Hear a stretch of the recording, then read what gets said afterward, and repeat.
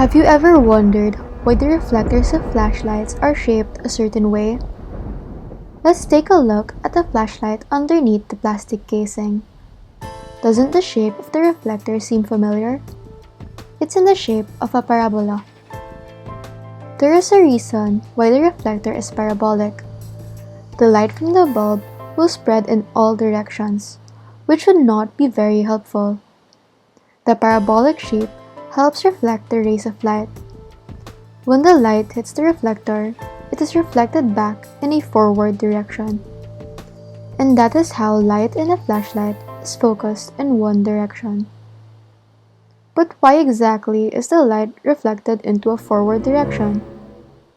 The answer lies in understanding parabolas. Let's start with a basic exercise. Take a piece of paper of any size and draw a line somewhere near its bottom. Then, mark the line with multiple points as such and the paper with a point on its center. You must now take each of the points in the line and overlap them with that point in the center. Each crease that you make shall follow the shape of a parabola. The line that was drawn earlier is called the directrix, and the point in the center is called the focus. With these three parts, you can find the special property of the parabola. Suppose you take one of the points in the directrix and form a perpendicular line segment with it, connected to a point on the parabola. Now take the connected point and make another line segment from it to the focus. You might notice how these two have equal lengths. In fact, all the points in the directrix have this property.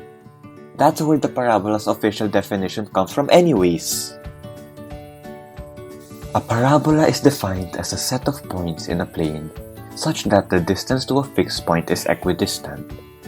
The fixed point is called the focus, while the fixed line is called the directrix.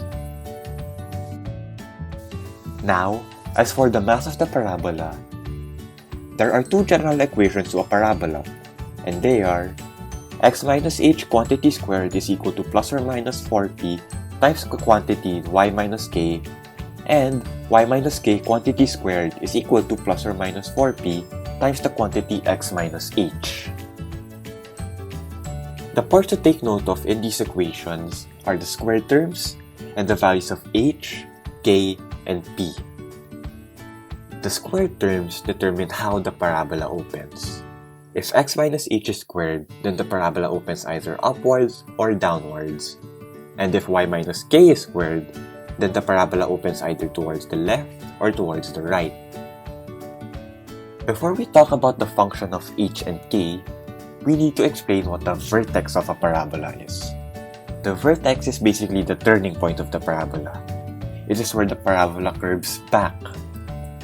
The values of h and k determine the position of the parabola's vertex, with h moving the parabola h units in the x-axis and k moving the parabola k units in the y-axis. The value of p determines how compressed or stretched the parabola is, with the higher p value stretching the parabola more. It also helps in determining what direction the parabola opens at. If p is positive, it opens either upwards or towards the right, and if p is negative, it opens either downwards or towards the left. And with that, we're done. Now you know a lot more about the concept behind parabolas, the math comprising them, and some of their applications in the real world.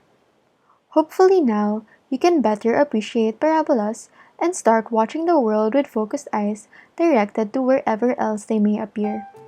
All with a satisfied smile, with renewed appreciation and enlightenment.